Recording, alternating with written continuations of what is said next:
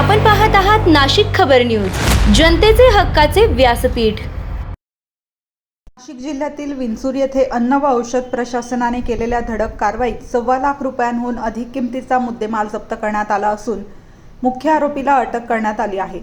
मात्र या कारवाईनंतर परिसरात विविध चर्चांना उधाण आले असून कारवाईबाबत काही नागरिकांमध्ये संशयही व्यक्त केला जात आहे।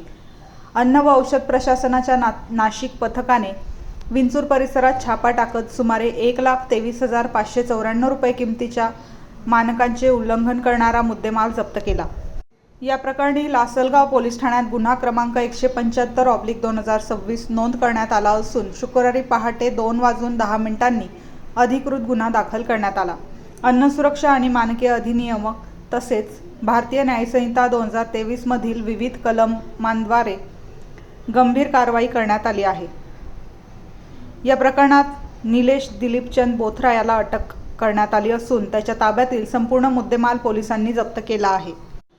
अन्न व औषध प्रशासनाने नागरिकांच्या आरोग्याशी तडजोड करणाऱ्यांविरोधात कठोर कारवाई सुरूच राहणार असल्याचा इशारा दिला आहे।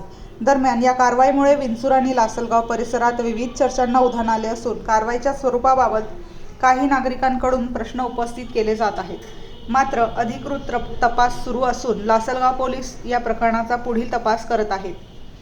ही कारवाई अन्न सुरक्षा नियमांच्या अंमलबजावणीसाठी महत्त्वाची मानली जात असून पुढील तपासाकडे सर्वांचे लक्ष लागले आहे।